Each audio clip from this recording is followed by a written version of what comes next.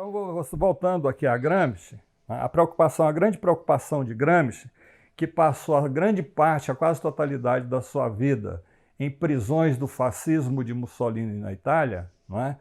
Após as tentativas de fracasso das revoluções na Europa, não é?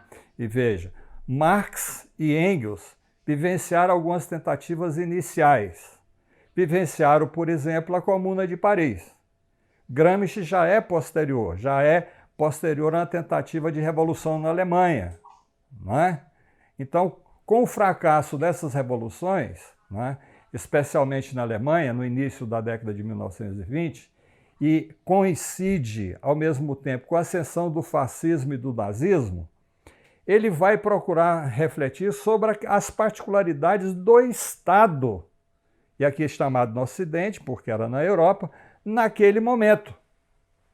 Estado que, segundo toda a literatura, no Ocidente, difere do Estado no chamado Oriente, em geral. Na Rússia, na China, etc, etc. Não é?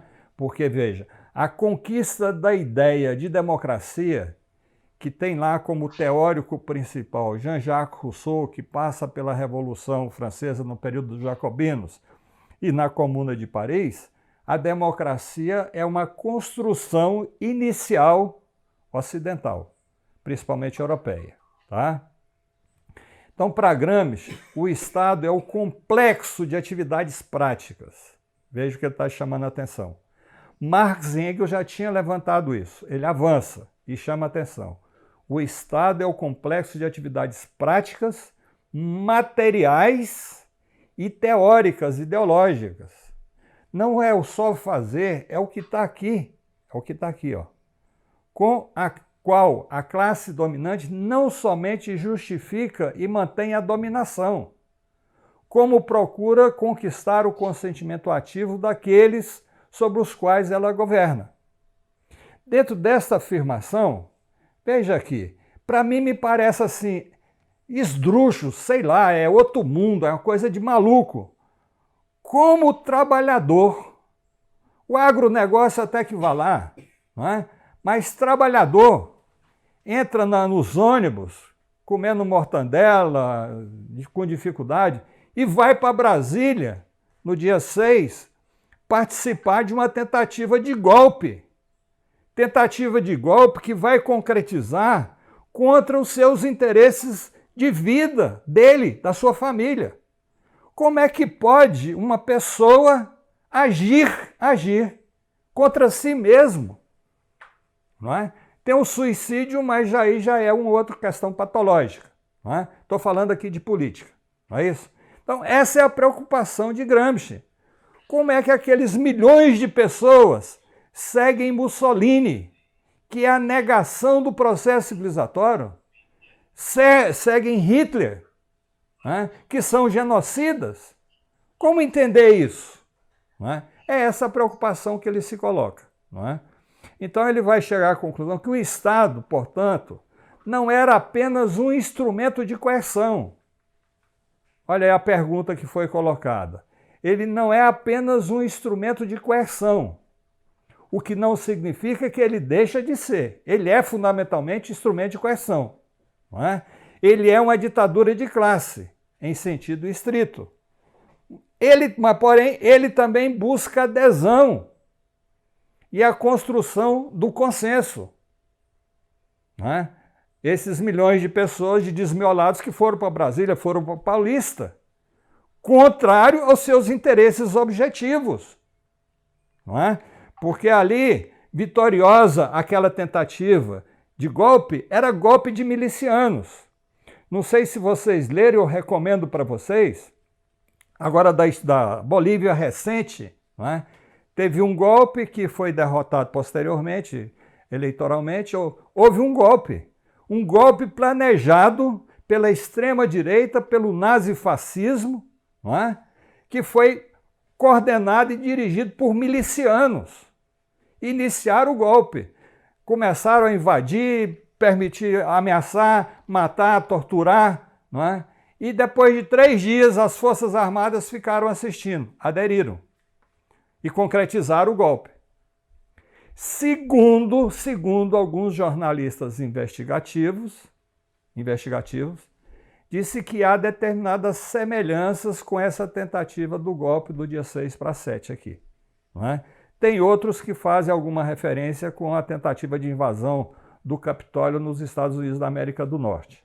Ou seja, as pessoas, vamos no nosso linguajar aqui, comprometidas com o fundamentalismo, com o retrocesso às idades das trevas, não é? Que pregam e praticam o mal, estão ativos, se organizando, estão por aí, estão ao nosso lado. E aí eu pergunto a vocês, como não existe neutralidade, qual é a posição que cada um de vocês assume frente a isso? É uma pergunta que a gente tem que buscar responder. Não é? Então, segundo Gramsci, o Estado não é apenas um instrumento de coerção, uma ditadura de classe em sentido estrito. Ele busca a adesão e a construção do consenso, conforme eu coloquei para vocês.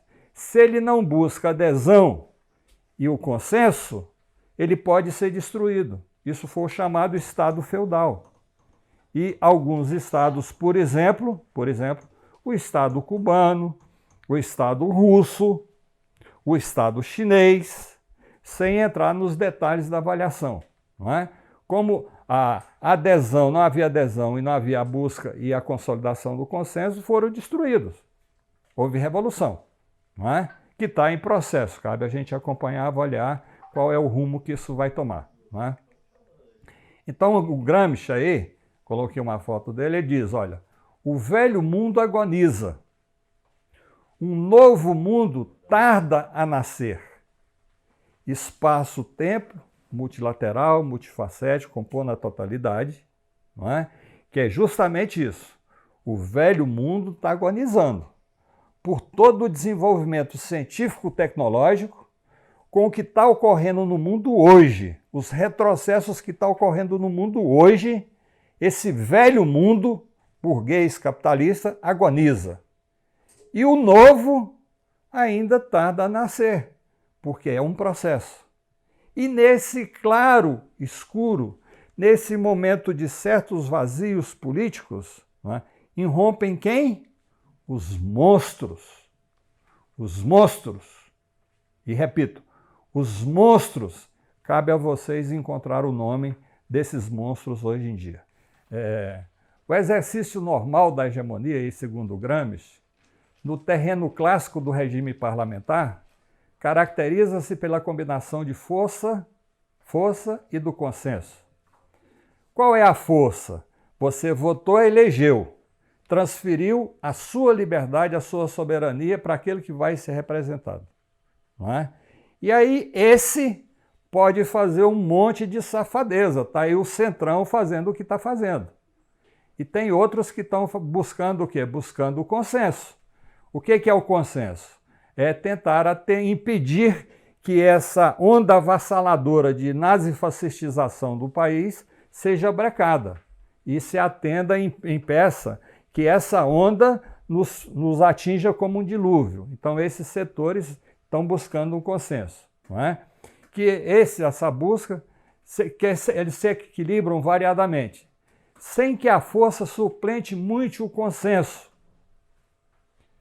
Veja aqui, 6 e 7 de setembro foi uma tentativa que, a partir da força de superar a busca do consenso. Qual foi o resultado? Foi o contragolpe. E nós estamos vivenciando ele hoje. Não é? Quer dizer, esse contrassenso, esse consenso da maioria, ele vai sendo expresso pelos chamados órgãos de opinião pública, jornais, associações, aos quais, por isso em determinadas situações, são artificialmente multiplicados. E essa situação, que o Gramsci não vivenciou, mas que é dos nossos dias atuais, né, nós podemos incluir as denominadas redes sociais. As fake news, a proliferação de fake news, que transformam as redes sociais em verdadeiros campos de batalha da guerra de ideias, da guerra cultural, da guerra híbrida. Não é? Então, é justamente nós que estamos no ensino, que se queremos trabalhar ao nível da educação, não é? nós temos que nos inserir nesse processo, diferenciando ensino de educação. Se queremos ser educadores, temos que ter clareza desse processo e assumir um posicionamento, porque não existe a neutralidade. Não é? Espero que até aqui tenha apresentado algumas contribuições. Então, dando sequência, vou colocar aqui algumas contribuições de Althusser, não é? Chamando a atenção que mesmo as contribuições de Althusser, de Gramsci, devem ser analisadas criticamente e com maior atenção. Uma das grandes contribuições de Althusser foi chamar a atenção para a guerra, a disputa ideológica, para a guerra de ideias, a guerra cultural, a guerra híbrida que estamos vivenciando hoje. Se eu quisesse fazer alguma observação para além do mundo físico, do mundo espiritual, quer dizer, Althusser conseguiu antecipar e vislumbrar aqui o futuro, aquilo que nós estamos vivenciando hoje. Não é? Mas eu não sou disso, eu só estou fazendo uma observação meio irônica. Não é? É porque ele tinha conhecimento científico que permitiu ele o nascedouro dessa guerra de ideias, dessa guerra cultural. Não é? Então eu escolhi aqui alguns trechos dele, não é, para comentar. Então, para fazer avançar a teoria de Estado, é indispensável ter em conta também uma outra realidade que se manifesta junto ao aparelho repressivo do Estado, mas que não se confunde com ele. Chamaremos essa realidade pelo conceito, os aparelhos ideológicos do Estado. Ou seja, a importância que a luta de ideias, que a guerra de ideias, a guerra cultural, que a guerra híbrida assume nos nossos dias. E é avassaladora, gente. Eu insisto, procurem ler sobre essa temática. Ela é uma temática que vai estar introjetada nas escolas, nas universidades, na área de ensino e de educação, ela já está há muito tempo. Tá? Pouco importa se as instituições que as constituem sejam públicas ou privadas. Vocês estão na PUC, né? A PUC que é privada. Aonde se permite alguma liberdade. Porque a PUC, por ser católica, procura seguir determinadas tradições, não é? Tradições mais libertárias e democráticas, que está sistematizada em Paulo Freire. Daí hoje, por exemplo, não é? Nesse campo, a guerra que há entre as ideias libertárias de Paulo Freire e a chamada escola sem partido, não, a escola do meu partido, né? No fundamental é isso. Não é? Essas instituições privadas podem perfeitamente funcionar como aparelhos ideológicos de Estado. E aí, como eu falei da PUC Goiás, pensem sobre o papel da PUC Goiás nesse contexto. Não é? Podemos observar que se existe um aparelho repressivo do Estado, existe uma pluralidade de aparelhos ideológicos de Estado. Veja os conceitos: multilateral, não é? Que forma a totalidade, multifacético, não é isso? Então veja, dois conceitos, ou três, ou quatro, fundamentais: multilateral, multifacético, dotado de historicidade para formar totalidade. Anotem uma sugestão, anotem isso aqui e procurem não perder essa dimensão, que vocês vão perceber que o trabalho de pesquisa que vocês estão fazendo para escrever textos, monografias e teses vai facilitar muito. Gina Gleison já disse aqui que adorou a ideia, achou extremamente pertinente. Obrigado. Então, veja, podemos observar que se existe um aparelho repressivo do Estado, existe uma pluralidade de aparelhos ideológicos, nomes diferenciados, tem siglas diferenciadas, que vai desde o comedor de hóstia, dos enganadores, dos farsantes, que tem programas especiais na televisão, não é? Que vai lá para receber o dízimo, e constrói fortunas, não é? Até aqueles que estão produzindo e reproduzindo tipo Globo, SBT, etc, etc, etc, etc. não é? Então nós podemos constatar que enquanto que o aparelho de repressão do Estado, ele unifica, ele pertence inteiramente ao domínio público, não é? Porém, a maior parte é público porque é visível, é parte do Estado, é um aparelho de Estado, não é? A maior parte dos aparelhos ideológicos do Estado, em sua aparente dispersão, porque ele unifica na transmissão de ideias, remete ao domínio privado. Ou seja, nós não sentimos dor. Não é isso? Não tem até uma piadinha por aí? Não é? Deixa seguir que dói menos, né? Então aqui é um pouco essa ironia, né? A ideologia da classe dominante não se torna ideologia dominante por graça de Deus. É pela instalação dos aparelhos ideológicos do Estado, nos quais essa ideologia se realiza, que ela se transforma em ideologia dominante e se reproduz. E veja, se reproduz não é lá não, gente. Se reproduz não é lá não. Não é nas redes sociais, não é no WhatsApp não. Ela primeiro reproduz aqui, ó, no meu cérebro. Ela domina o meu cérebro. Ela toma conta do meu cérebro. Ao tomar conta do meu cérebro, ela domina meu coração, minhas emoções e minhas ações. Então, essa coisa do WhatsApp, de Facebook, não é coisa muito simples, não. Veja, eu já falei com vocês, repetindo. Guerra de ideias, guerra cultural, não é? Guerra híbrida.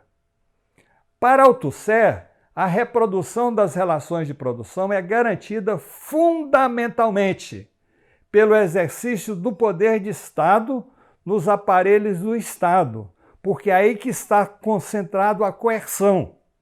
Não é? Por um lado, o aparelho repressivo do Estado. Por outro, no aparelhos ideológicos, não é? Que um papel determinante nessa reprodução seria o aparelho escolar. Vou pegar, não vou dizer Brasil aqui, que eu estou fazendo futurologia, estou chutando, mas vou pegar para vocês o exemplo recente que eu coloquei da Bolívia. Não é? 2 ou 3 anos atrás, o golpe que foi desenvolvido lá foi a partir de milícias, de organização nazi-fascistas da província de Santa Cruz de la Sierra, orientada, organizada e funcionada, inclusive pelo governo do genocida brasileiro, onde estava lá o responsável pelas relações internacionais. Houve uma ação internacional, a partir de Santa Cruz de la Sierra, que monitorou todas as relações de poder existentes na Bolívia, inclusive endereço, família de cada membro que exercia um espaço de poder. E qual foi a iniciativa? Começaram esse movimento fascínora, invadia casas, prendia famílias, sequestrava famílias e dizia para o fulano ir lá, ó, vai lá e renuncia. Não é? O Evo Morales renunciou porque ele tinha as baionetas encostadas nas suas costelas e a família dele estava lá para ser assassinada se ele não realizasse aquilo. E ele seria assassinado quando ele assinasse a renúncia, ele seria assassinado.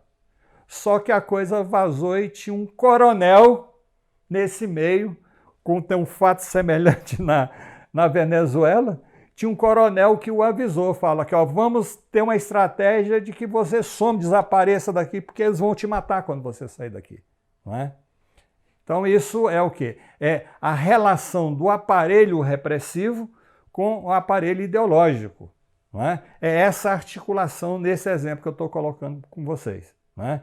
E chamando a atenção, o aparelho escolar, não é? Que é transmissão de conhecimento, aparentemente neutro, mas se vocês querem ser educadores, é preciso ir além dessa esterilidade do chamado conhecimento científico, porque o conhecimento científico também é parte e ele é partidário, porque senão ele seria outro conhecimento. E o outro detalhe que eu chamo a atenção de vocês, o conhecimento científico, ele é transformador e revolucionário. Outra coisa é como é que se apropria desse conhecimento científico, seja para manter o domínio, a exploração, dominação e a acumulação de capital. É outro problema, mas o conhecimento científico ele é transformador e revolucionário. O aparelho repressivo do Estado funciona predominantemente através da repressão, inclusive física. Botar as tropas na rua, né? E secundariamente através da ideologia. Não há uma separação, uma ruptura entre os aparelhos de repressão e os aparelhos ideológicos. Eles são complementares. Não existe unicamente um aparelho repressivo. O aparelho repressivo, ele é também um aparelho ideológico. Já citei para vocês vários exemplos. Como é que se mantém a unidade das tropas de repressão? Dominando a cabeça, dominando a mente e restringindo as informações. Não é? O exército e a polícia funcionam também através de ideologia, tanto para garantir sua própria coesão e repressão, como parte para divulgar os valores por eles propostos. Pesquise um pouco mais sobre o que está ocorrendo hoje nas polícias militares. Será porque que o descelebrado genocida está lançando um plano de financiamento das casas para os PMs e para os bombeiros? Não é? É o que? Buscando ampliar o consenso em torno das propostas destrutivas e das trevas. Não é? E esses aí vão lá, financiou sua casinha. Viva o mito! Viva o assassino! Viva o genocida, porque agora eu posso comprar minha casa a prestações módicas de 60 prestações durante 30 anos. Não é? É assim que funciona a busca do consenso. Não é? Nenhuma classe pode, de forma duradoura, deter o poder do Estado sem exercer ao mesmo tempo a sua hegemonia sobre os aparelhos ideológicos do Estado. Se eles não controlam isso, se prolifera nas redes sociais a contestação e a crítica a esses genocidas que aí estão, não é? Quer dizer, a sua base estrutural começa a se abalar. Vocês já ouviram várias vezes que para ter impeachment é necessário ter povo na rua. Não é? Necessariamente não. Depende como é que é articulado o golpe. Depende como é que é articulado o golpe e como é que ele ocorre. Não é? E aí eu faço um comentário sobre as manifestações do dia 12, não é? Que a mídia e as redes sociais, fracassou, não fracassou, teve não sei quantas mil pessoas, então foi um fracasso. Não é? Isso é vocês desculpem a expressão, tá? A cabeça de jirico. E jirico que acredita na cabeça de jirico. O fato concreto é que houve um movimento, que seja de direita, que seja de uma associação de setores de esquerda, etc., etc., é que mudou o eixo do movimento. Vocês sabem, acompanharam, que primeiro era nem Bolsonaro nem Lula. Teve alguns lugares que mantiveram isso, mas a grande maioria participaram de um acordo e mudaram o eixo, fora Bolsonaro. Não é? Foram um número pequeno de pessoas, poderia ter sido maior. Se fosse maior, seria muito melhor. Mas é um movimento que faz parte da nossa história, espaço e tempo, multifacético, multilateral, e que vem outros movimentos aí. Não é? Ou seja, uma chuva, vou pegar um exemplo aqui, uma chuva ela começa a cair. Junta ali um pingo com outro, vai fazendo uma enxurrada, pode virar um tsunami, não é? A vida é semelhante. Então não se vanglorie aqueles que dizem, não, a oposição está dividida, fracassou. Não, o processo está começando. Se você olhar, hoje eu estou olhando aqui, estou tendo a oportunidade, fazendo um paralelo, olha aqui, está meio ensolarado, meio seco, eu vou chegar aqui a uma conclusão imediata, falo assim, porra, não vai chover, vai demorar a chover. Outro entusiasta e vai chover. Vai chover, vai chover. Aí eu pergunto, quando? Ah, não sei, mas vai chover. Se eu tiver um conhecimento científico que me permite pesquisar a natureza, eu posso prever mais ou menos quando é que vai ser a chuva com a sua intensidade e aonde. Daí a necessidade de ler, estudar, pesquisar, né? Pesquisar, acumular conhecimento científico. Não há outra alternativa fora disso. Não há outra alternativa fora do conhecimento científico. É que nos permite entender e prever. Ele tem um caráter preventivo também, tá? O aparelho repressivo do Estado funciona predominantemente através da repressão, inclusive física, e secundariamente através da ideologia, né? Não, olha aqui, não existe aparelho unicamente repressivo. Não existe aparelho unicamente ideológico. Por exemplo, os exércitos e as polícias funcionam também através de ideologia, tanto para garantir sua própria coesão e reprodução, como para divulgar os valores por eles propostos. Os exemplos da chamada quebra da hierarquia militar são inúmeros. Eu não vou usar tempo de vocês aqui, mas tem inúmeros exemplos, não é? Você fosse um soldado, um comandante qualquer de tropa, sua mãe, seus familiares, seus pais estão lá na coisa, você vai mandar atirar sobre eles? Você vai mandar baixar o cacete?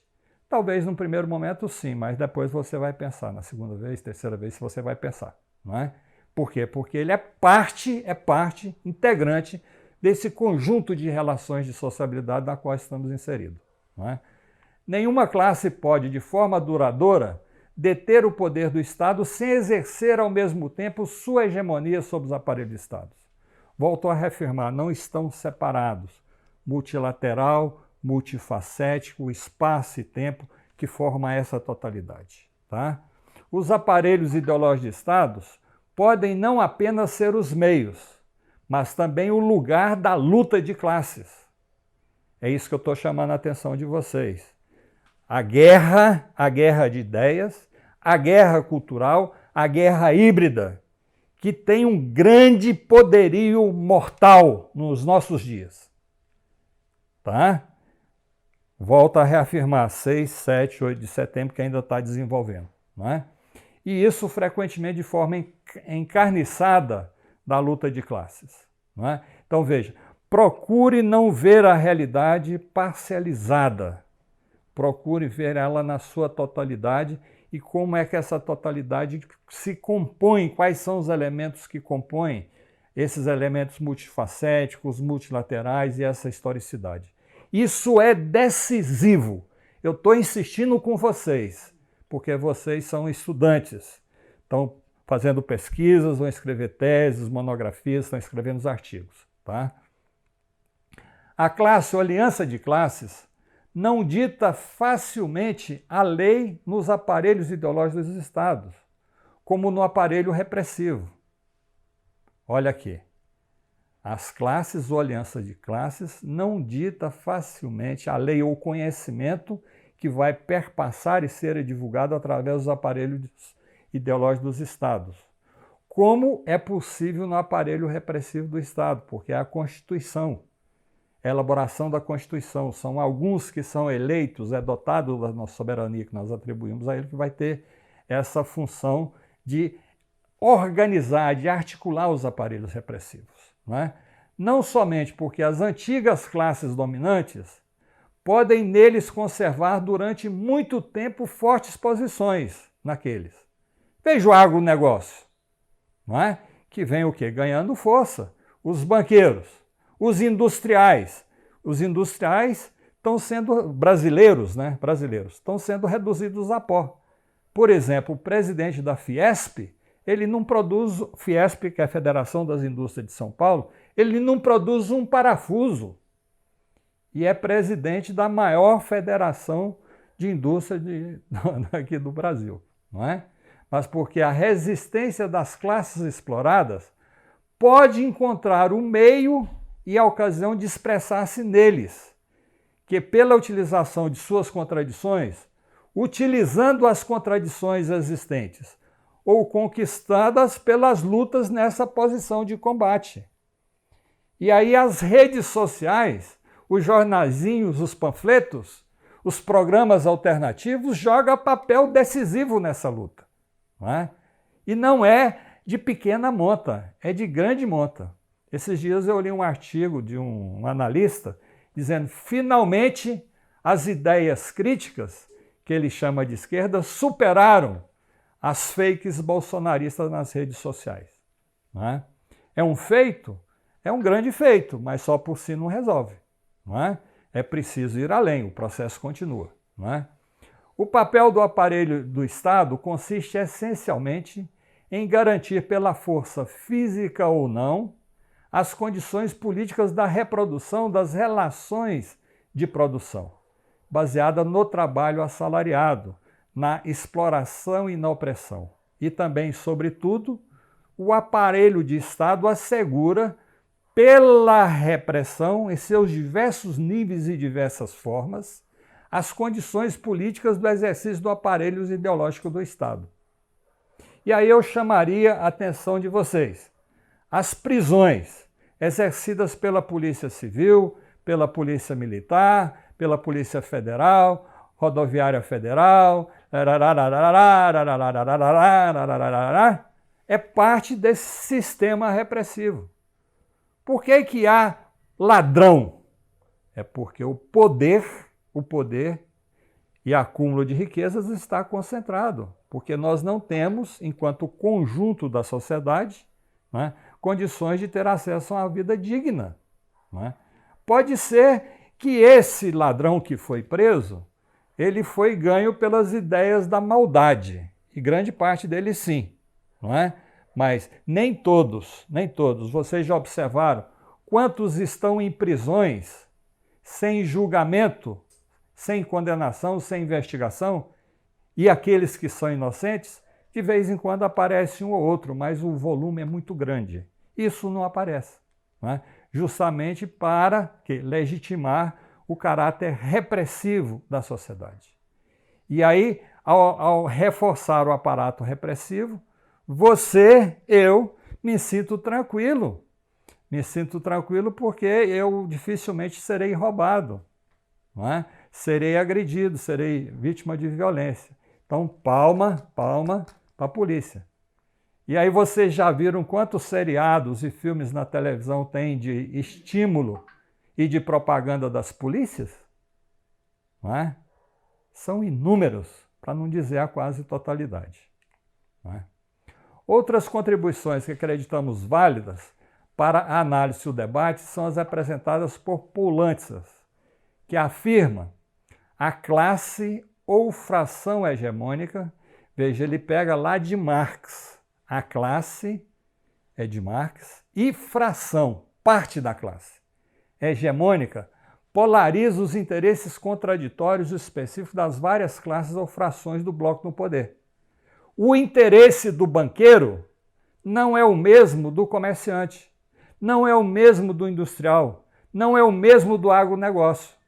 Então pertencem à mesma classe e articulam entre si nos espaços democráticos a correlação de forças que permite que os banqueiros cobrem juros exorbitantes, que o agronegócio estimulado por incentivos fiscais possa exportar e acumular riquezas avultantes. Né? E para mim, que sou um assalariado, o que sobra? Para vocês que são assalariados, o que sobra? Não é? Então é aqui a grande questão que o Poulantzas traz, que é uma grande contribuição. Não é? Ela é hegemônica, ela polariza os interesses contraditórios específicos das várias classes ou bloco de poder. Para quê? Para manter, para poder. A democracia é o espaço fundamental para eles. Não é? Transformando seus próprios interesses econômicos em interesses políticos e representando os interesses gerais, comuns das classes ou frações do bloco do poder. Está lá a bancada da bala, a bancada do agronegócio, a bancada dos protestantes, a bancada da, desculpa a expressão, da puta que pariu, não é? Quer dizer, vai o quê? Vai formando esse conjunto que vai procurando nos espaços democráticos articular esses interesses. Não é? E só quando está mais ou menos solucionado essas contradições é que você coloca em votação. Só vocês acompanhar as votações no Congresso Nacional que vocês vão perceber isso. Não é? Esse interesse geral consiste na exploração econômica e, ao mesmo tempo, da dominação política. O bloco no poder é a expressão política das diferentes frações da classe dominante. Através do bloco no poder que essas diferentes frações são unificadas para governar. E elas unificam aonde? No Congresso Nacional. Ali é a expressão. Claro que para chegar à expressão do que é expresso no Congresso Nacional, as votações, há todo um processo de telefonema, de reuniões, de articulações, não é? Para, vamos dizer assim, aparar as arestas. Mas ali o locus, o local privilegiado, é o Congresso Nacional. Daí a defesa, e muitos se colocaram, do centrão, bolsonaristas se colocaram contra o golpe, justamente por isso, para preservar esses interesses, o espaço de configuração e de unificação desses interesses, para eles manterem mamando nas tetas do Estado e governando. Não é? A noção de interesse geral do povo, que é uma noção ideológica, uma criação mental, expressa um fato real, o de que esse Estado dá aos interesses econômicos de certas classes dominadas certas garantias que pode até mesmo ser contrário aos interesses econômicos em curto prazo das classes dominantes. São as concessões, não é isso? Mas que são compatíveis com seus interesses políticos e sua dominação hegemônica. Cede os anéis para construir e buscar consolidar o consenso, para não ter que estar acionando a todo tempo os elementos de coerção e de repressão. Não é? Porque esse é muito evidente. Não é? E se ele aparece com grande contundência, ele gera a reação contrária. Não é? A autonomia do Estado não está apenas presa à luta de classes na sociedade civil, mas, em última instância, ao desempenhar tal papel, ele incorpora a própria luta de classes. A autonomia dá lugar à luta de classe no Estado e a possibilidade das classes dominadas. Por isso interessa a elas também a democracia, não é? Interferirem nas funções do Estado que reproduz o domínio dos grupos dominantes. Não é?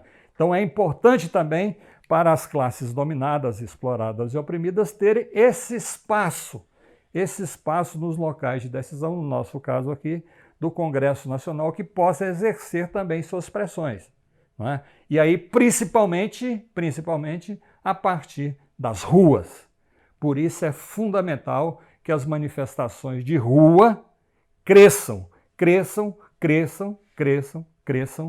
para buscar o atendimento às suas reivindicações e aos seus interesses.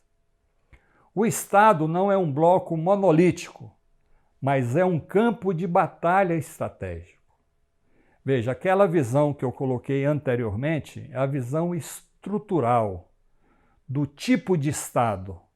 A partir de determinado momento eu estou analisando com vocês o meandro do Estado enquanto conjunto de instituições que pertence a uma determinada sociedade multilateral, multifacética, espaço e tempo, que forma essa totalidade que são todas as relações existentes na sociedade. Não é? Nesse sentido, o Estado torna-se uma arena de luta entre interesses, inclusive em alguns momentos, interesses semelhantes e antagônicos. Não é? Interesses semelhantes. Por que setores de oposição foram para as manifestações do dia 12 agora? Não é? São interesses antagônicos, mas também tem semelhanças. Só para a gente pensar um pouco, tá? As classes populares sempre estiveram presentes no Estado, sem, contudo, terem modificado qualquer coisa no seu núcleo, porque essa modificação só é possível através da organização e da pressão que nós chamamos pressão de massa. Pressão de massa são manifestações, greves, povo na rua. Não é? É esse que é o mecanismo histórico. Histórico é esse. Não é? Se vai alterar, não sei, mas esse é o que predomina e o caminho que tem indicado a história é esse. A estrutura do Estado, na verdade, retém as classes dominadas dentro de si, mas as retém precisamente como classes dominadas. A ação das massas populares no seio do Estado, através do processo eleitoral e ou pressões de setores organizados, sindicatos, movimento estudantil, associações, partido do chamado campo de esquerda, etc., etc., é uma condição necessária de sua transformação, mas não é ela mesma uma condição suficiente. Não é suficiente. Veja aqui, sobre o processo eleitoral, a ironia do Jean-Jacques Rousseau.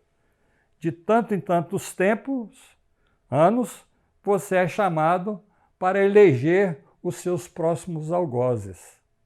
Manter os mesmos ou mudar o CPF de um ou de outro. Não é? Daí a radicalidade do Rousseau, e o que nos chama a atenção é isso.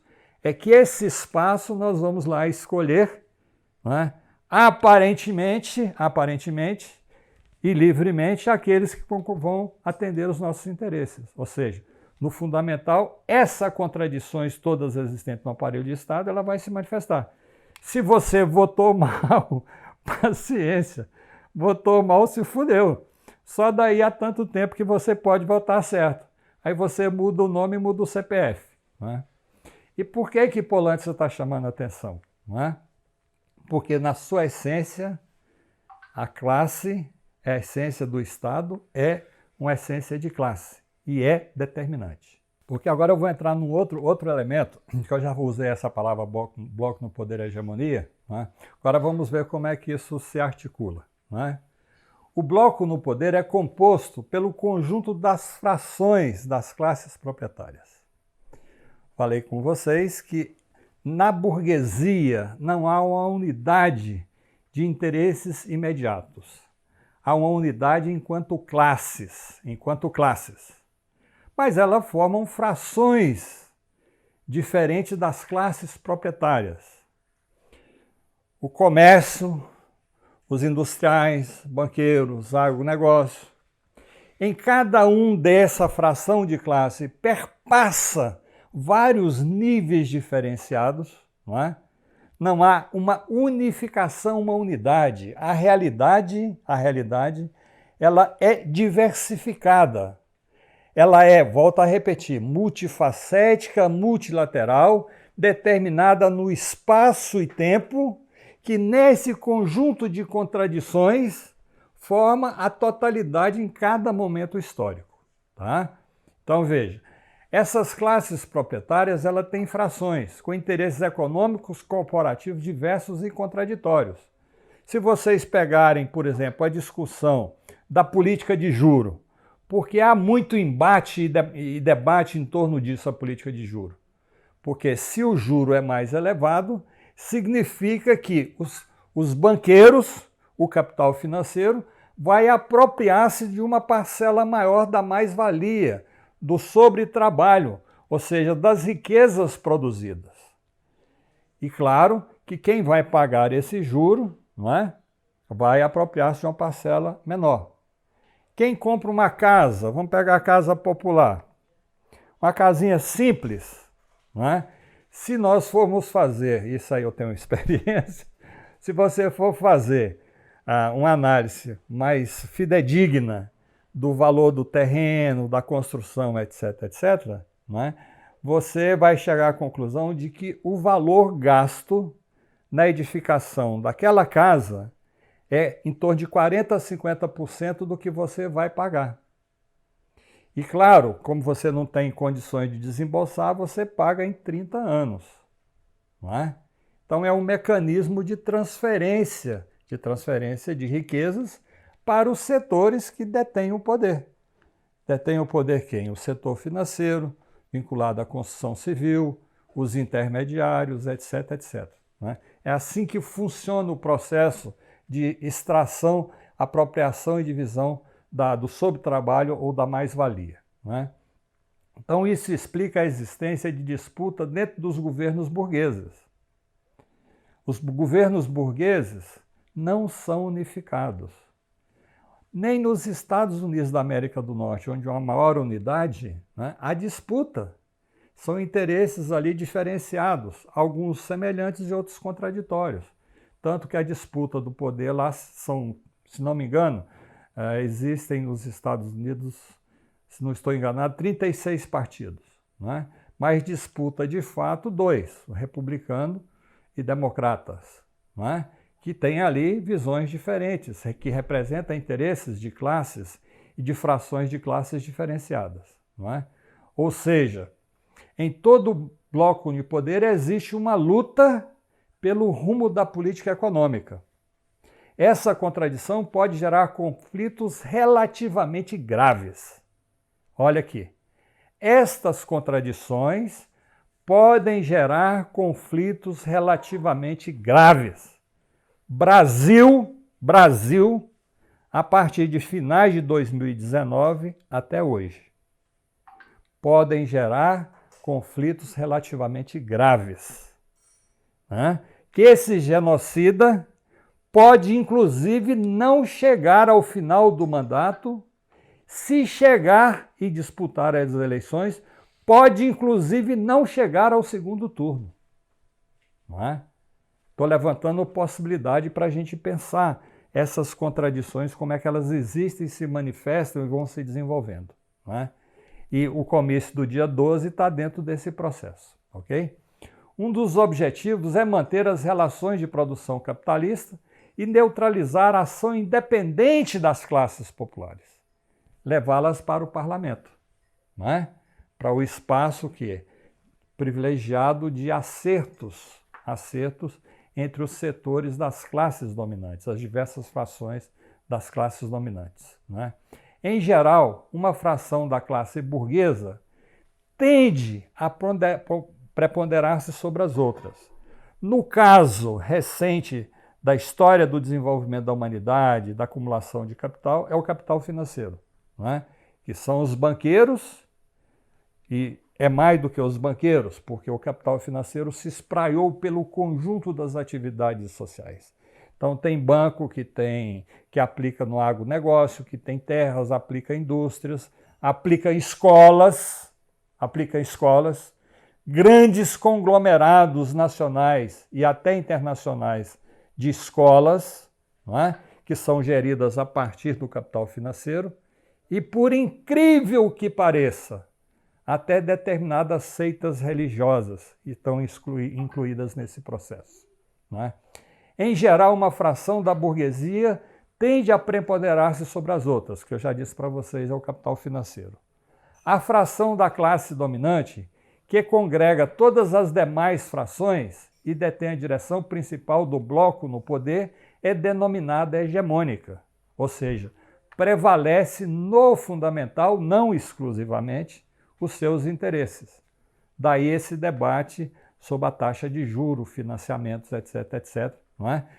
Você liga o noticiário, está lá o dólar, quanto que subiu a bolsa, quanto que baixou o dólar, quanto baixou, quanto subiu. Está ligado o que? A visão do capital financeiro e como é que ele está determinando o restante das atividades econômicas e como é que esse capital financeiro está apropriando-se a maior parcela das riquezas produzidas na sociedade brasileira.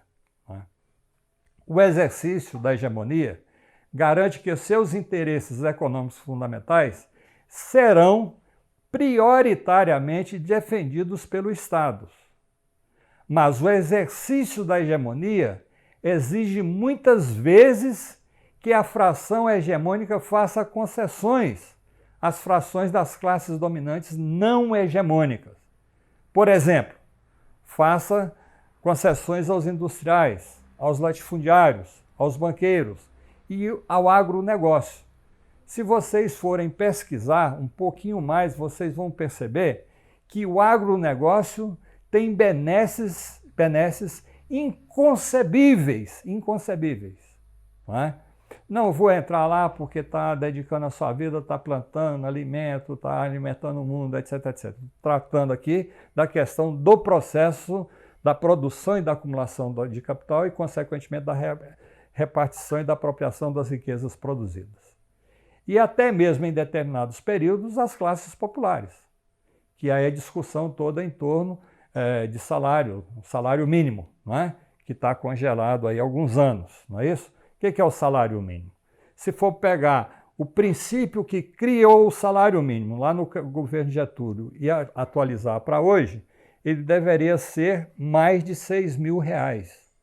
Está em 1.100 e pouco. Não é? Então a compressão e não permissão do reajuste do salário mínimo é o quê? É a transferência das riquezas que o salário mínimo permitiria, não é? Ser dirigida às classes populares, que vai ser repartida entre essas frações das classes dominantes. Não é? Isso porque o exercício do poder depende da correlação de força entre as classes e interclasses e entre as classes, ou seja, das inúmeras contradições e condições históricas. Então, volto a insistir com vocês. A realidade não é chapada. Você não vê a realidade através de uma fotografia. Você não consegue ver a realidade através de um vídeo, por mais longo que ele seja. Ela é multifacética, ela é multilateral, situado no espaço e no tempo para que você permita a totalidade de contradições e de interrelações existentes. Então, cuidado com essa visão mecanicista, que eles chamam de positivismo, né? Nos leva a fotografar a realidade. Né? É impossível fotografar a realidade. E veja aqui, até do ponto de vista da fotografia, eu lanço um desafio a vocês. Estou aqui perante um especialista nessa área. Não é? É impossível fotografar a realidade. Não é? Porque a realidade é muito, muito, muito, muito mais do que você coloca dentro de uma fotografia, por mais ampla que seja a visão que você tem. Não é? Então não caia nesse engodo. Não caiam nesse engodo. Não é?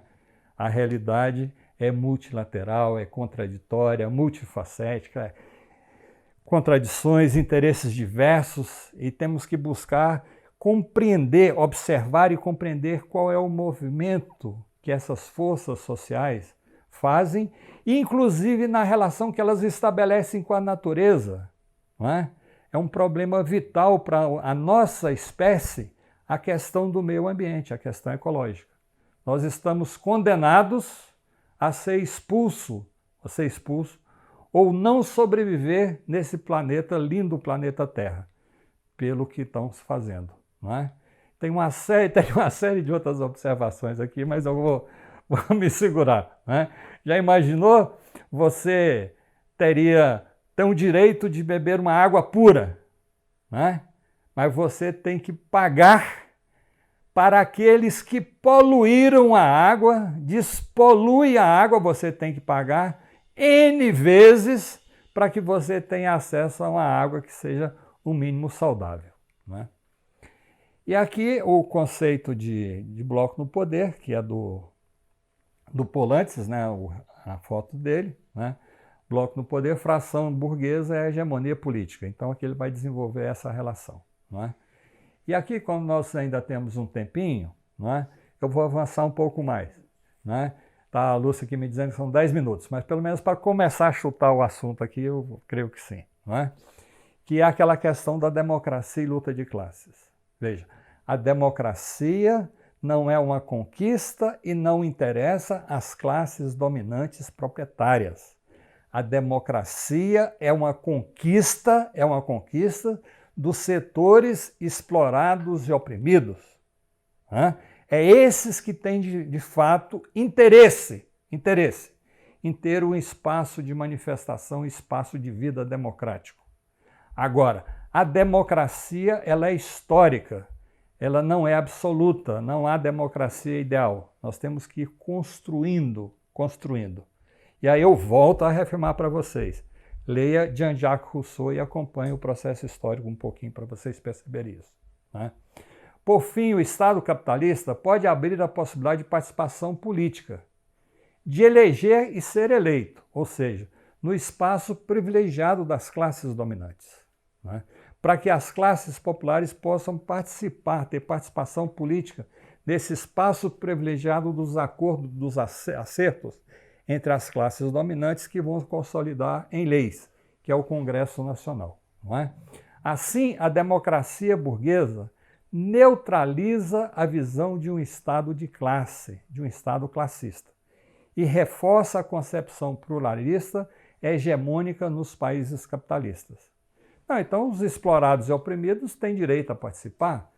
Elegeu 20, mas eles poderiam ter eleito mais, não elegeu porque não deu conta. E aí é esse papo todo que a gente vê por aí, não é?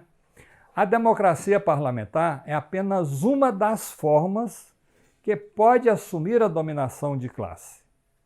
O Estado burguês pode perfeitamente viver sem um parlamento, mas não pode viver sem a burocracia. Sem a burocracia civil e militar. E sem os elementos centrais do direito burguês, dos direitos civis, especialmente a liberdade individual do contrato. Ou seja, ele não pode abrir mão do sistema, do aparato coercitivo, não é?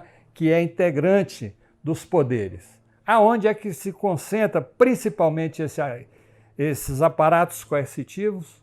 No poder judiciário, que exerce através das leis e através do exercício da repressão física imediata, não é?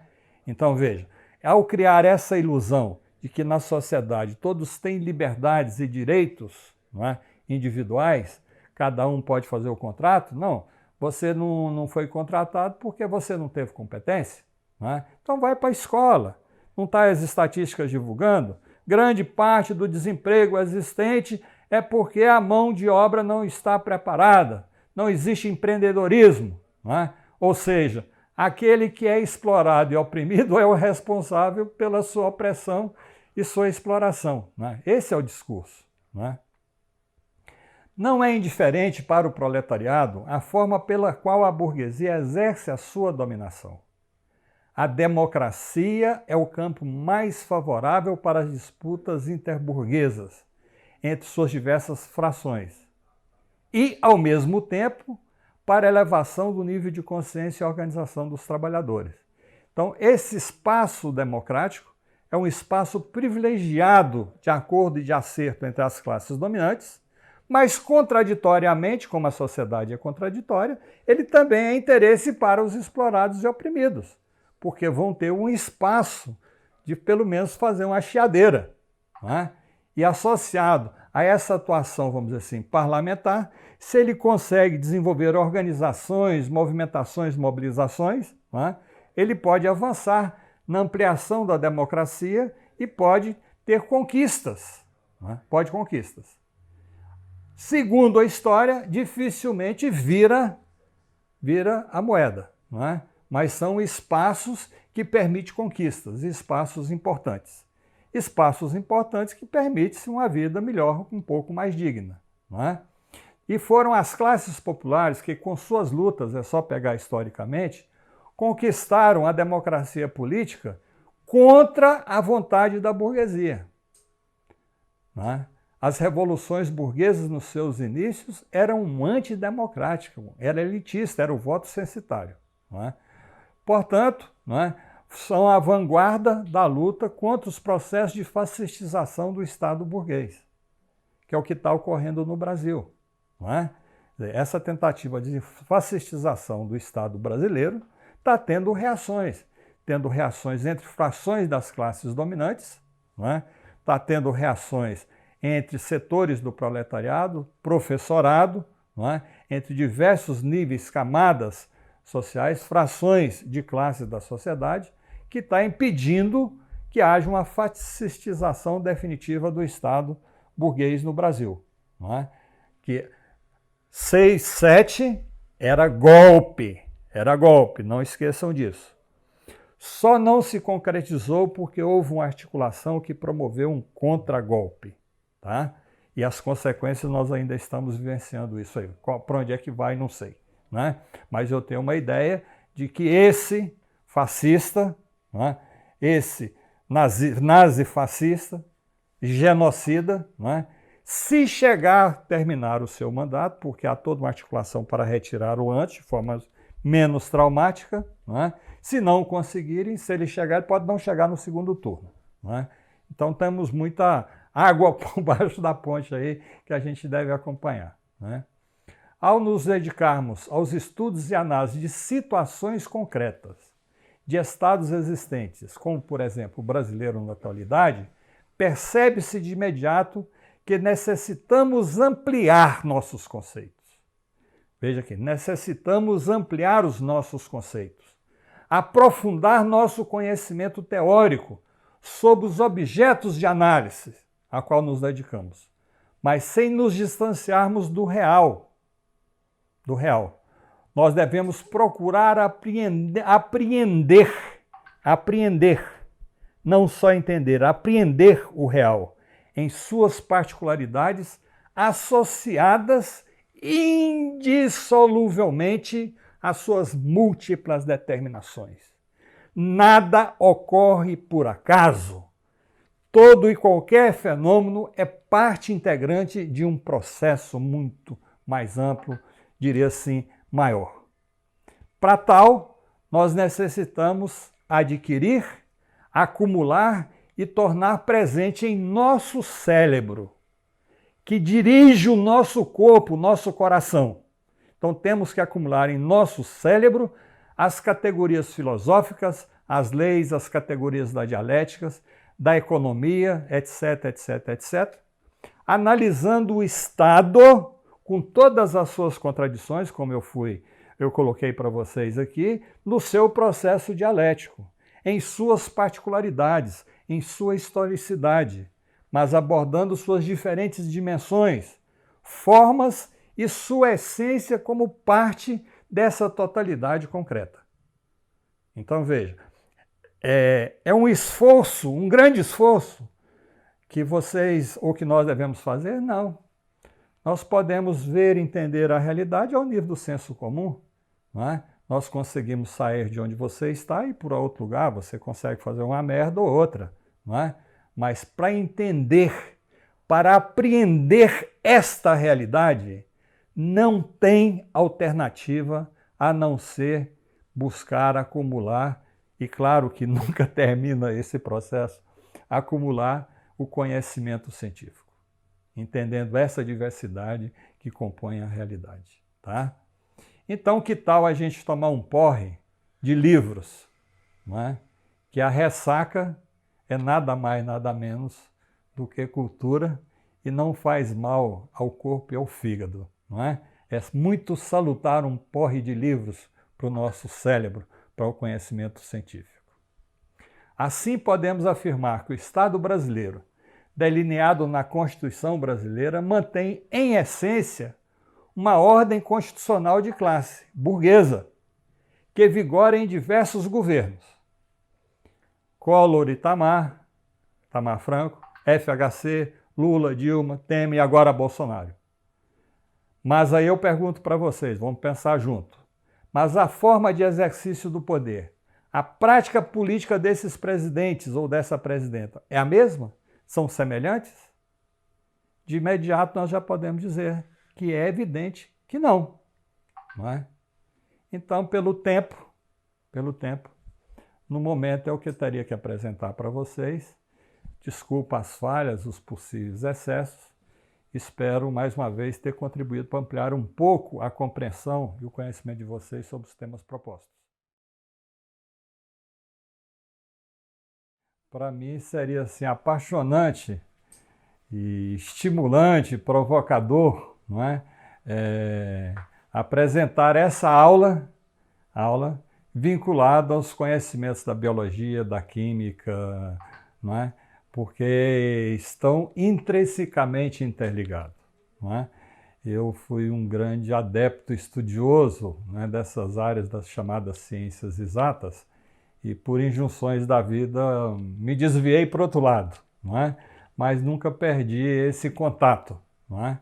Porque dentro daquela ideia multilateral, multifacético, historicizado, espaço, tempo, na formação da totalidade, não é?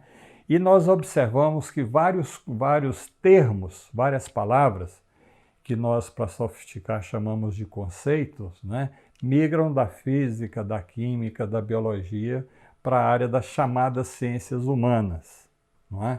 São N. Por que isso? Porque há uma inter-relação dentro dessa visão da totalidade. Mas, infelizmente, o nosso espaço e tempo é limitado, não é? E eu fico aqui apaixonado e satisfeito, né, de não ter tido tempo e oportunidade para pesquisar e para apresentar a vocês. Mas tem muita proximidade, não é? A questão do curso de Direito, não é? Eu lecionei, apresentei aulas muitos anos no curso de Direito, acompanho bastante de perto, não é? Tento estudar os princípios e a teoria do direito. Agora, no fundamental, as teorias do direito predomina, é hegemônica o aspecto coercitivo. E como tem os aparelhos ideológicos, e a escola é um desses aparelhos, não é? Quer dizer, esse aspecto coercitivo é o que fica, não é? Mas há correntes dentro daquilo que a gente chamaria de direito em geral, várias correntes que já fazem críticas, fazem questionamentos a esse direito dominante, não é? E essa visão, essa hermenêutica, né? Essa teoria do direito dominante, ela é fundamental para a produção e reprodução dos aparatos coercitivos, não é? E claro que, ao ser predominante, ela vai construindo em setores da população certo consenso, né? Se a lei é para ser cumprida. Se é justo ou injusto, aí é outro papo, né? Se a lei é para ser cumprida. Tem uma observação da Daniela aqui, que eu acho que vem a calhar, vou ler aqui. Não podemos esquecer que supremacia do interesse público, entre aspas, é um conceito aberto cujas origens remontam à ditadura militar, que usou e abusou desse conceito para fins muito claros. Claro, é isso aí. É isso. Então, quer dizer, veja aqui, uma questão central que eu voltaria a reafirmar para vocês. A realidade, o mundo, a Terra, no seu movimento de translação, de rotação, expansão dos universos, é algo real. Mas para entendermos essa realidade, nós temos que construir conceitos, temos que construir significados, palavras, não é? Então veja, nesse processo de construção, para tornar esse mundo real inteligível, não é? Eles são elaborados a partir das posições de classe, das determinações multifacéticas, multilaterais, determinada temporalmente. Então não existe nenhuma palavra neutra, não é? Eu poderia pegar vários exemplos, vou pegar só um aqui no devaneio, não é? Isso aqui é uma manga, né? A manga da minha camiseta, né? Estou vendo ali, tem uma árvore que dá uma fruta, chama manga, né? E tem outras mangas, tem outras. Então você tem que situar no contexto de espaço e tempo e essa multilateralidade, essa multiplicidade, para que a gente possa comunicar e entender, não é? E eu estou fazendo essa observação para chamar a atenção de vocês que isso não é natural, isso é artificial, é uma criação social. Se é criação social, se é artificial, pode e necessariamente em espaço e tempo será modificado, será alterado. O movimento de rotação e translação da Terra continua, não é? Então fica aí mais assim a nível de provocação de raciocínio para nós, não é? Acho que o Eugênio Gleison fez uma questão do autogestionário. Eu procuro fugir inclusive, vamos assim, me colocando no campo do marxismo dialético histórico, desses conceitos muito taxativos e identidades, não é? Porque após a Comuna de Paris, os debates levou à radicalização dos debates das divergências entre Bakunin e Marx, não é? Que não foram, se vocês pesquisarem, vocês vão observar, não foram as reais divergências entre os dois. Tinha divergências profundas e radicais, mas os propagadores superdimensionaram isso, não é? E aí fica esse pau, essa briga estéril entre anarquismo, marxismo, não sei o que lá, para cá e para lá. A minha preocupação é assim, nós queremos construir uma sociedade mais justa, mais fraterna, mais igualitária e avançar no processo da superação de uma sociedade baseada na opressão, na repressão, na homofobia, no machismo, etc, etc. Então isso nos unifica. Se nos unifica, vamos desenvolver esforços nesse rumo. Por que vamos perder tempo com debates fabricados no passado? Não é? E aí, o que ocorre? Se lê muita orelha de livro, não é? E passa a reproduzir orelha de livro, resumo de livro, como se fosse o critério da verdade, do que disse Bakunin. Não é? Eu até ironizando, brincando com vocês aqui, quer dizer, Marx, que era meio durão, e Bakunin também, viviam se abraçando. Não sei se beijavam, né, na época, né, mas viviam se abraçando. Né? Então, veja, é preciso a gente não cair no engodo das interpretações. Né?